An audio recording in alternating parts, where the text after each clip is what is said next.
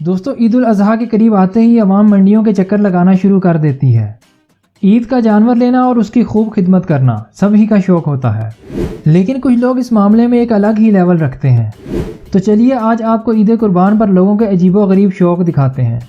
دوستو اگر آپ چینل پر نئے ہیں تو لائک اور سبسکرائب کر کے بیل کو ضرور پریس کر دیجئے۔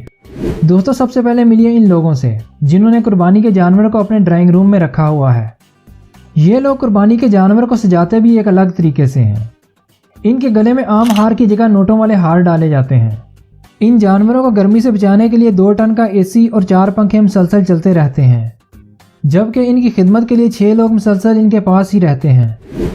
ان جانوروں کو کھانے میں گاجر، سیب کا مربع اور بھنے ہوئے چنے دیے جاتے ہیں، اور اگر لائٹ چلی جائے تو اس کے لیے جنریٹر کا انتظام بھی موجود ہے۔ اب قربانی سے پہلے اتنے زیادہ مزے ہوں تو ہر کوئی قربان ہونا چاہے گا۔ دوستو اب ملیے ان لوگوں سے جو قربانی کے بیل کے اوپر نوٹوں کو وار کر پھینک رہے ہیں۔ ان نوٹوں کو دیکھ کر آپ اس کے مالک کے جوش اور جذبے کا اندازہ لگا سکتے ہیں، لیکن یہ بیل کچھ زیادہ خوش نہیں لگ رہا۔ لگتا ہے اسے نوٹوں کی جگہ گاجر اور سیب کا مربع چاہیے۔ اب ملیے اس چھوٹی سی گائے سے جو دنیا کی سب سے چھوٹی گائے ہے۔ اس کے مالک نے اسے رہنے کے لیے ایک الگ سے کمرہ دے رکھا ہے، جہاں ایک شاندار بیڈ پر یہ آرام سے سوتی ہے۔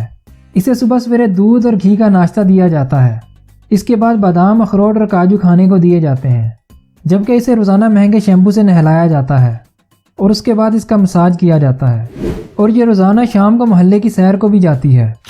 دوستو اس چھوٹی سی گائے کے بارے میں آپ کی کیا رائے ہے؟ کمنٹ میں ہمیں ضرور بتائیے گا۔ اب ملیے ان لوگوں سے جو ہر سال مارخور اور ہرن کو قربان کرتے ہیں۔ یہ قربانی کے بعد ان کی کھال اور سر کو ہنود کر کے اپنے ڈرائنگ روم میں سجا لیتے ہیں، جو دیکھنے میں کافی دل فریب اور خوبصورت لگتا ہے۔ تو دوستو یہ تھے پاکستانی لوگوں کے کچھ نرالے شوق، اور اگر آپ اس طرح کے مزید ویڈیو دیکھنا چاہتے ہیں ہمیں کمنٹ میں ضرور بتائیے گا۔